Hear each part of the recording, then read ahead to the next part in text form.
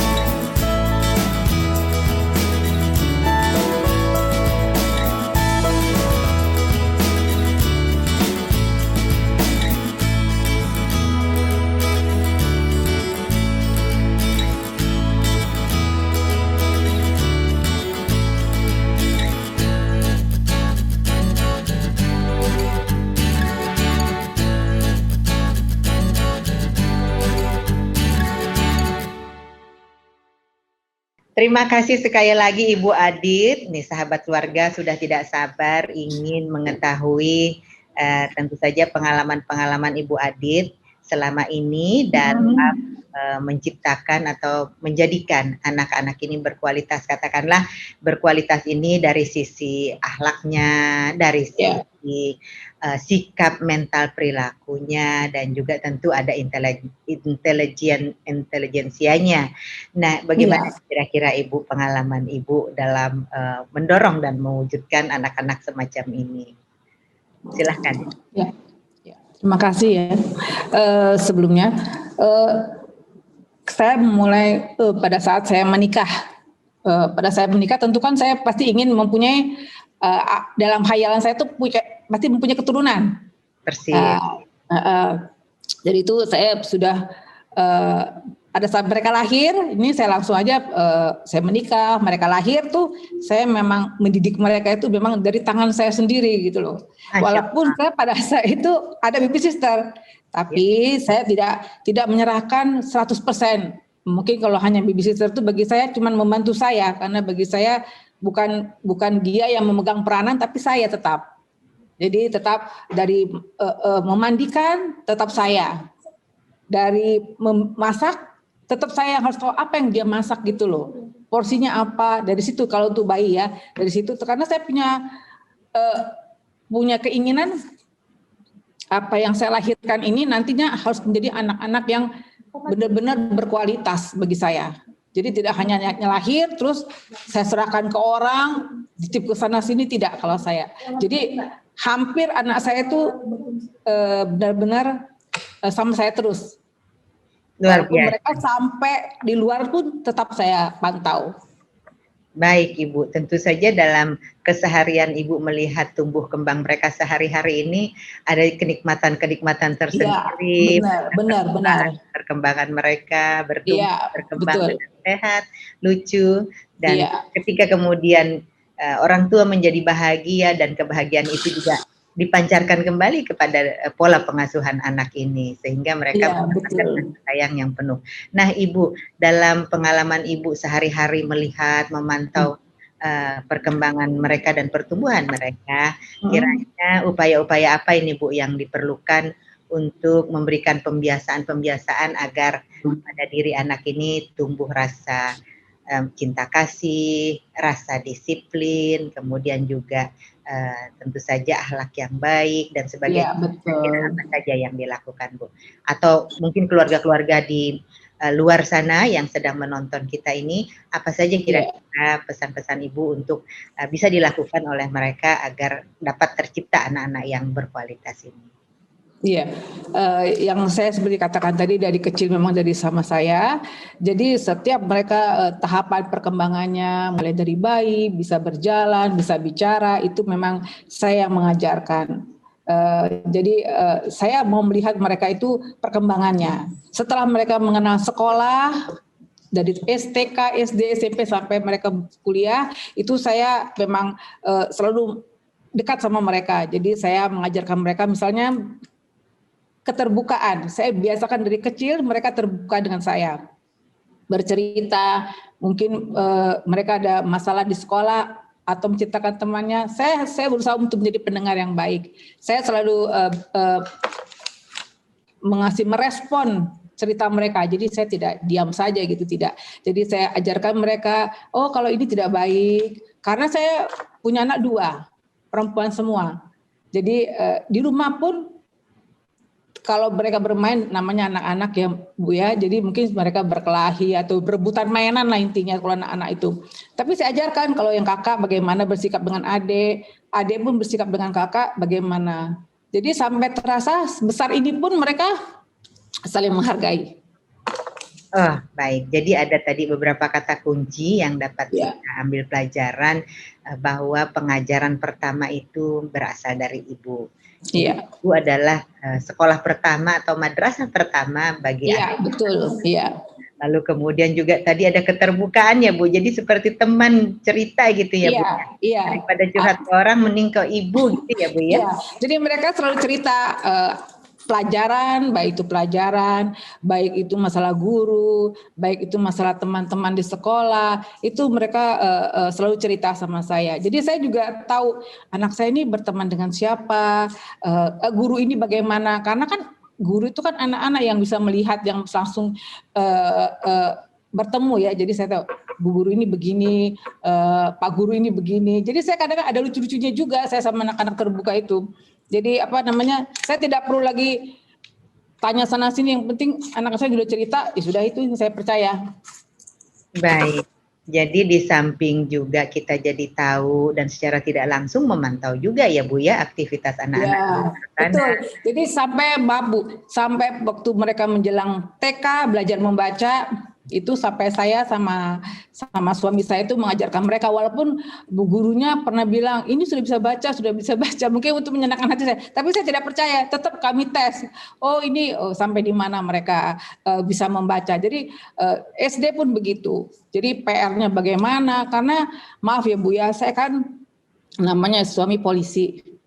Jadi mungkin lebih banyak di luar daripada di dalam rumah tugasnya. Jadi beliau tuh kalau pergi pulang pagi, anak sudah tidur. Anak pergi sekolah, sekarang giliran suami yang tidur. Jadi kan saya tidak mau hal itu anak-anak hilang kasih sayang. Jadi tetap saya sama mereka terus gitu. Saya bayangkari tetap, tapi anak nomor 1 bagi saya. Jadi saya nggak mau ketinggalan momen-momen SD, SMP, SMA sampai perkuliahan pun saya tetap memantau mereka. Jadi saya tahu anak saya itu bagaimana sifatnya. Jadi pada saat suami saya misalnya bertanya, atau kami biasa di rumah itu ngobrol di meja makan. Kami usahakan di meja makan kami ngobrol. Walaupun hanya 5 menit ketemu sama papahnya, tapi saya usahakan mereka ngobrol. Walaupun kadang nggak semuanya bisa kesampaian, tapi saya ngelanjutkan gitu loh obrolannya. Nanti mungkin saya ada waktu, saya bisa cerita sama suami saya tadi begini anak-anak. Jadi nggak pernah saya buang-buang waktu saya hanya untuk misalnya nyuekin anak-anak itu, nggak, saya selalu mendengarkan. Karena bagi saya penting itu. Jadi anak-anak juga dekat dengan saya, mereka merasa aman dengan saya di rumah terutama ya. Dia cepat kembali ke rumah, kalau main pun keluar, karena kita kan selalu menunggu mereka, kita sering telepon. Jadi anak-anak juga kangen di rumah. Saya selalu berusaha menciptakan di rumah itu tuh anak-anak nyaman. Begitu. Baik Bu. Jadi ada juga lagi kata kunci berikutnya, jadikan rumah ini tempat yang paling nyaman buat anak-anak, sehingga betul. apapun yang ada di luar sana, tapi akhirnya toh rumah adalah tempat yang paling nyaman untuk anak. Betul. Sehingga proses mentransfer nilai-nilai yang ingin ditanamkan bisa sambil makan, bisa sambil ngobrol. Aku bilang kalau ayah kemudian waktunya terbatas tapi punya quality time juga, dan juga dilanjutkan oleh ibu, dan nilai-nilai keluarga itu tetap bisa ditanamkan kepada anak. Nilai apa saja Bu yang misalnya Bapak dan Ibu inginkan ada dalam karakter anak-anak Ibu ini, kira-kira nilai apa saja? Selain tadi terbuka, lalu kemudian nyaman, ada rasa kasih sayang yang luar biasa tercipta karena nyamannya suasana diciptakan oleh Ibu. Kira-kira karakter apa lagi yang sebaiknya ada pada seorang anak? Karena kami kan sebagai seorang Muslim, tentunya pelajaran agama kami utamakan. Karena bagi kami dan suami, ilmu itu tidak akan hasilnya baik jika tidak dengan diikuti oleh agama yang baik gitu loh. Jadi saya selalu menekankan sama mereka untuk misalnya di dalam rumah tangga saya, di dalam rumah sebagai Muslim sholat 5 waktu gitu loh. Terus belajar mengaji, harus tahu kita sebagai Muslim. Terus kemudian pada saat bulan puasa mereka harus puasa. Saya mengajarkan begitu. Terus pada saat mungkin kita berzakat fitrah, kita mengajarkan mereka zakat fitrah. Haji untuk berkurban, kita harus berkurban. Jadi dari kecil hal-hal begitu yang untuk agama saya ajarkan begitu. Tapi untuk yang lain-lainnya, misalnya berempati sama lingkungan. Misalnya kalau ada kesusahan orang, kita bisa membantu. Saya ajarkan mereka untuk bersedekah, terutama mungkin pada saat mereka ulang tahun. Saya anjurkan mereka sama papanya untuk memberikan sedekah, mungkin santunan ke anak yatim begitu. Luar biasa Bu. Jadi di samping kesolehan secara ketuhanan, berketuhanan, tetapi kesolehan secara sosial juga Ibu tanamkan kepada putri-putri tercintanya Ibu. Jadi sekaligus juga otomatis kalau diajarkan bagaimana sholat tuh sehari semalam 5 waktu minimal. Ini kan juga di dalamnya mengandung unsur-unsur kedisiplinannya Ibu ya.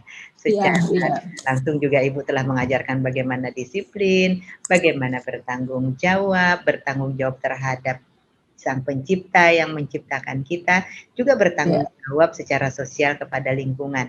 Ini hal yang saya kira sungguh patut sangat untuk dijadikan suri teladan bagi sahabat keluarga dimanapun berada, untuk mengambil hikmahnya dan juga menciptakan suasana yang nyaman di rumah dan mengajarkan anak-anak tentang kesolehan, tidak saja berketuhanan tetapi juga secara sosial. Nah Ibu, ini kita sudah mendengar cerita Ibu yang luar biasa mengasihkan dan juga sangat inspiratif dalam membimbing dan juga dalam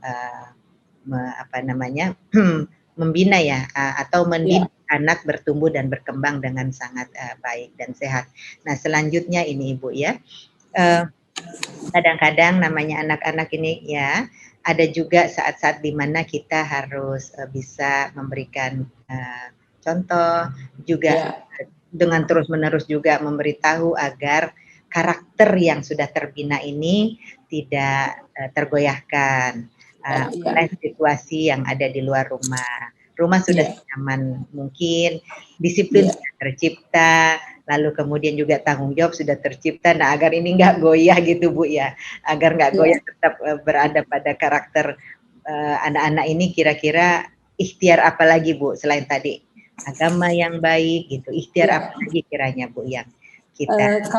Mungkin kalau untuk di dalam rumah mungkin tidak ada masalah ya, karena di dalam rumah itu saya selalu melihat mereka, termasuk isi kamarnya pun saya orangnya suka berberes istilahnya ya Bu ya. Jadi saya tuh maksud saya bukan hanya berbenah itu, bukan itu saja. Jadi saya mau lihat mereka ini apa sih kerja di kamar mereka tuh, ada apa sih isi kamar mereka. Jadi saya tuh tahu sambil saya beres-beres kamar anak-anak, saya lihat bukunya, saya apa yang mereka baca, terus saya lihat lagi kadang-kadang mereka kan suka buka laptop, saya lihat apa sih yang mereka lihat belum dimatikan gitu kan, saya lihat begitu. Jadi saya tuh tahu anak-anak itu mengerjakan apa. Untuk di dalam rumah ya, kalau dalam rumah saya tahu mereka. Tapi kalau di luar, saya harus mengenal teman mereka. Teman mereka satu persatu saya harus tahu. Jadi mereka mau kemana, mereka harus bilang sama saya dan benar. Saya harus selalu mengatakan mereka kalau mau ke A, tidak boleh ke B. Kalau kalian mau ke B, silakan bilang lagi, saya mau lanjut ke sini. Itu untuk di luar. Jadi saya berusaha untuk mengenal teman-temannya dan tempat-tempat biasa dia bermain di mana. Jadi kalaupun tidak baik, kadang-kadang saya sama suami ngasih tahu di sana tidak baik, nanti begini. Anak-anak jadi tahu.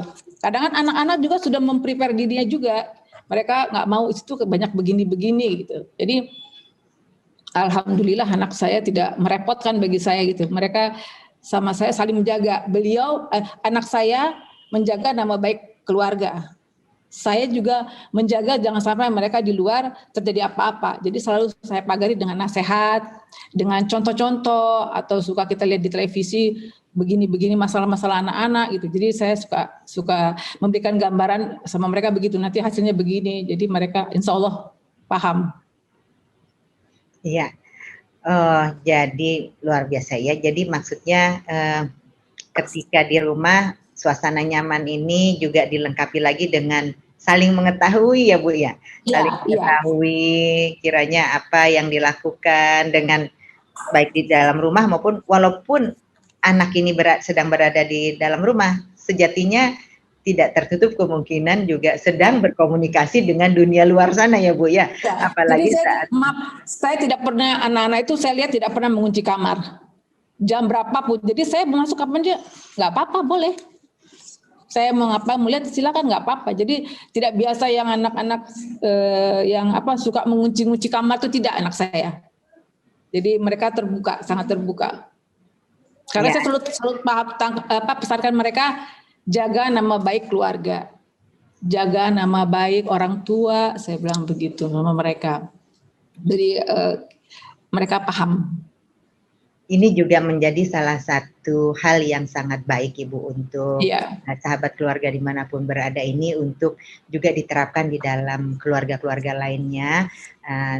Juga tolong dilihat begitu, apakah anak sudah mulai kunci kamar, ada apa, mulai sepertinya kok tidak terbuka dengan orang tua sendiri. Ini hal yang diwaspadai. Alhamdulillah bersyukur di dalam keluarga Ibu ini sudah memberikan keteladanan betapa kemudian keeratan penting, lalu kemudian juga terbuka, saling percaya dan juga memang karakternya baik, sehingga tidak ada hal yang memang perlu untuk dirahasiakan satu dengan yang lain. Ini hal yang sangat baik, sebab tidak sedikit ada kejadian di beberapa tempat lain, bahwa ketika anak ini sudah berperilaku yang agak aneh, mulai mengundurkan diri, mulai tidak ingin berkomunikasi dengan ini sebenarnya hal-hal yang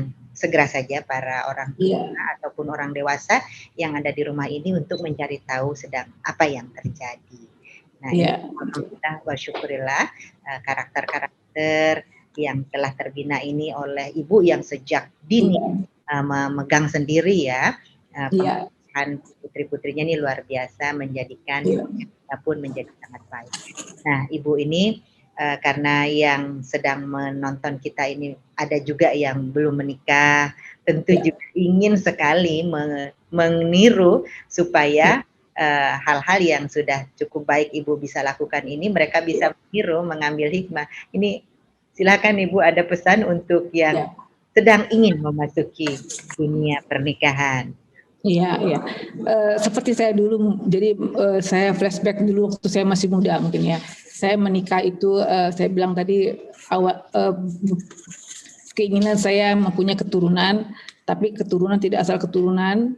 Saya ingin mempunyai anak nanti harus bisa begini begitu. Saya punya impian saya sendiri gitu loh, sama suami begitu.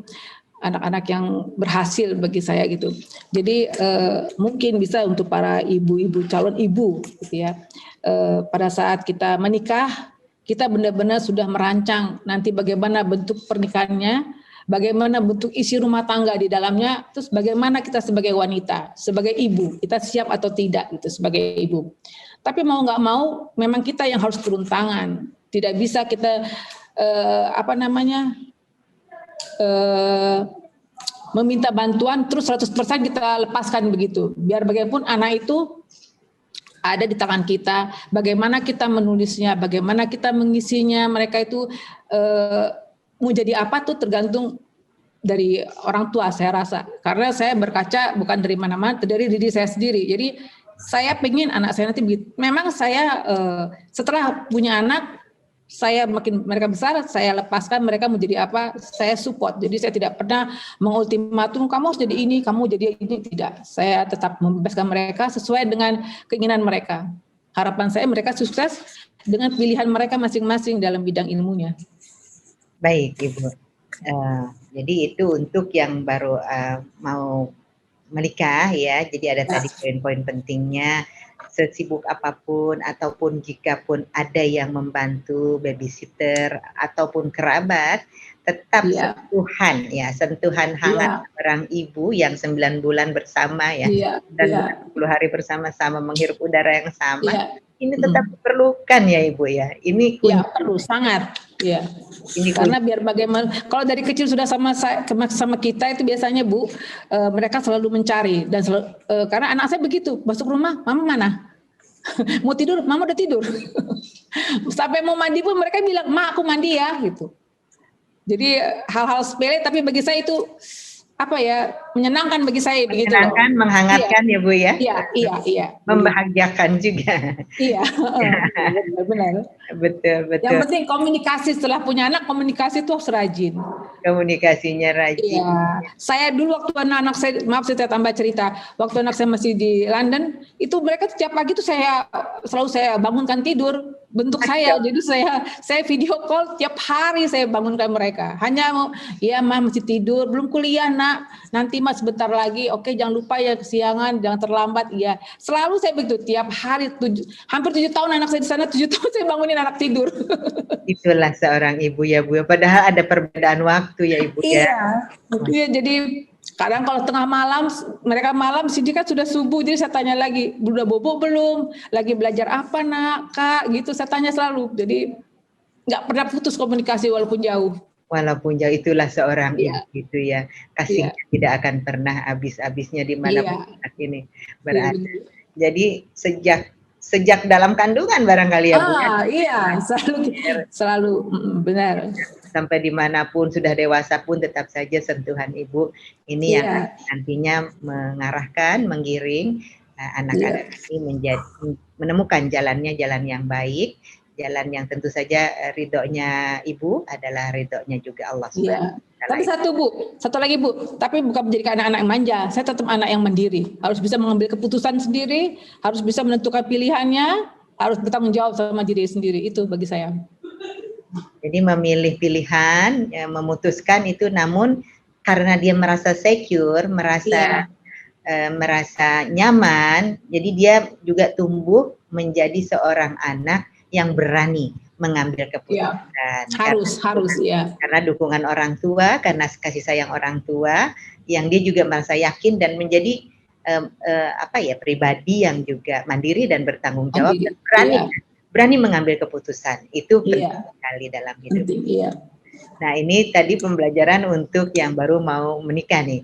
Bagi yang sudah menikah dan yang sudah terlanjur, barangkali ada pola pengasuhan yang belum sebaik dan juga belum sekomplit yang telah Ibu lakukan.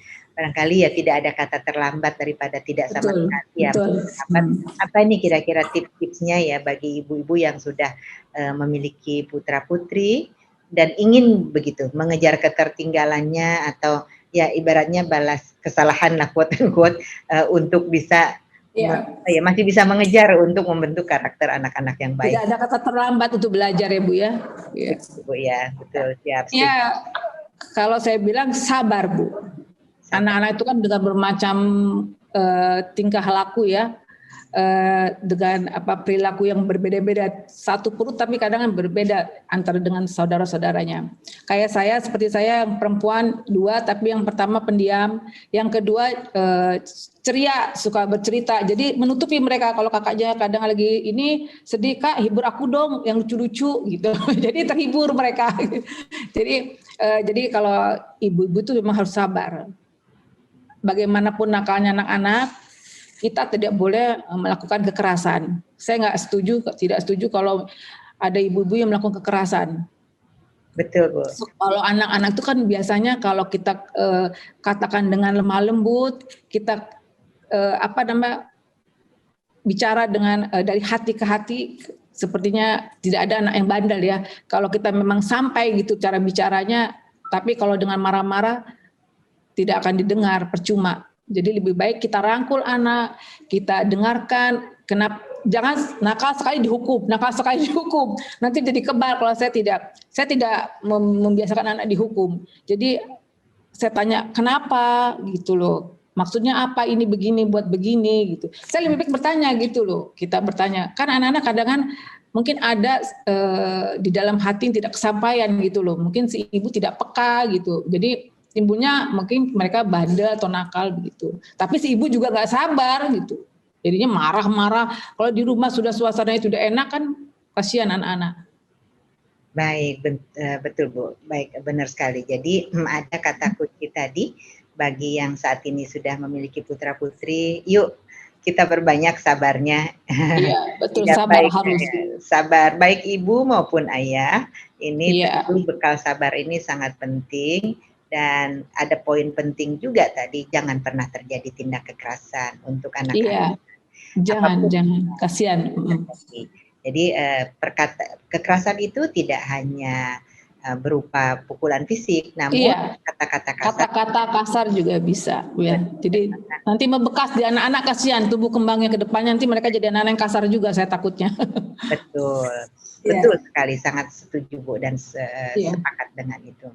Jadi ini tips-tips yang kiranya bisa untuk diterapkan di dalam rumah tangga yang telah memiliki putra putri. Yuk, jangan pernah terjadi tindak kekerasan, kekerasan kata-kata, apalagi kekerasan fisik, baik oleh ayah maupun oleh ibu. Ciptakan suasana nyaman di rumah, suasana kekeluargaan, dan tentu saja saling berkomunikasi dengan sangat baik dan paham apa yang sedang terjadi di dalam keseharian putra-putri kita. Daripada kita langsung marah-marah, lebih baik kita menggali. Tadi Ibu berpesan seperti itu, menggali supaya kita paham dan bisa mencari solusi tepat, begitu kira-kira Ibu. Ini pengalaman yang sungguh sangat bermanfaat untuk para sahabat keluarga dimanapun berada ini. Nah, Ibu, kita sampailah pada segmen terakhir. Barangkali ada pesan-pesan yang ingin Ibu sampaikan lagi kepada sahabat keluarga ini dimanapun berada, termasuk di dalamnya juga saja para keluarga-keluarga Bayangkara itu sendiri dan keluarga secara luas. Silakan Ibu. Kalau pesan saya mungkin karena ini masalah anak, mungkin di rumah tangga itu kita harus merasa menciptakan suasana aman, damai, penuh kasih sayang, biar agar mereka yang anak-anak ini tinggal di dalamnya juga merasa nyaman juga dalam rumah tangga. Jadi ciptakan dari orang tua. Jadi kalau orang tua yang memang di dalam rumahnya selalu tidak ada pertengkaran, tidak ada suasana yang kasar, tidak ada yang ribut-ribut, mungkin anak-anak itu mungkin mau tidak mau mereka jadinya mungkin hatinya juga tidak kasar gitu loh. Tapi kalau kita selalu bertengkar, nanti anak-anak melihatnya hanya itu, jadi anak-anak yang kasar. Jadi orang tua, bagi saya orang tua yang menciptakan itu bukan anak-anak, tapi orang tua. Ibu dan ayah. Jadi ibu dan ayah itu benar-benar harus membuat suasana di rumah itu enak. Tidak bisa kita ego kita misalnya berantem jangan tunjukkan di depan anak-anak. Terus kemudian juga kalau ada masalah, diperhatikan gitu, didengar maunya anak ini bagaimana. Jangan kita diktator gitu, enggak harus begini, jangan. Jadi dengarkan saja mereka itu maunya apa sih. Mungkin kita harus komunikasi, kita harus musyawarah kecil dengan keluarga, bisa di meja makan gitu loh. Jadi jangan suka cuek gitu loh sama anak. Saya tidak suka kalau ada orang tua terlalu cuek sama anak yang merasa dia sudah benar mendidik, tidak. Tapi anak itu butuh perhatian sampai kapanpun, dari mereka bayi sampai mereka dewasa tetap butuh perhatian. Iya. Itu terasa. Gitu Ibu ya. Terima kasih sekali ini Bu, kalau bisa saya berikan garis bawah dari berbagai hal yang sangat-sangat menarik dan juga sangat istimewa ya dalam Ibu, cara Ibu menciptakan karakter-karakter berkualitas dalam keluarga Ibu. Ini ada beberapa kata kunci. Yang pertama, agama itu penting untuk senantiasa menjadikan putra-putri kita ini memiliki kesolehan secara berketuhanan, tetapi juga kepedulian terhadap lingkungan itu penting untuk menciptakan kesolehan sosial bagi putra-putri kita. Ciptakan suasana yang nyaman, yang aman, tentram di rumah, dimulai dari ayah dan ibu. Kalaupun ada selisihan, jangan ditunjukkan di depan putra-putri tercinta. Ngumpet dulu sebentar, bersandiwara sedikit. Di depan putra-putri kita mesti memperlihatkan hal-hal yang baik-baik antara kedua orang tua ini, lalu kemudian jangan pernah tidak peduli terhadap putra-putri yang sedang memiliki masalah. Itu harus merupakan sebuah keharusan untuk merespons kesulitan-kesulitan yang dihadapi oleh putra-putri, dan juga jangan pernah terjadi tindak kekerasan dalam bentuk apapun terhadap putra-putri, baik kekerasan dari kata-kata maupun juga apalagi tindak kekerasan secara fisik. Jangan pernah berlaku kasar agar putra-putri kita tumbuh menjadi putra-putri yang berkepribadian berkepribadian indah dan juga tidak melakukan kekasaran-kekasaran. Kira-kira dari yang Ibu ceritakan ini tadi bisa diambil hikmah, dipetik hikmah, dan juga bisa diterapkan bagi keluarga-keluarga, sahabat keluarga dimanapun berada, untuk kita menjadi orang tua yang baik, juga menjadi orang tua yang hebat untuk menciptakan putra-putri yang berkualitas.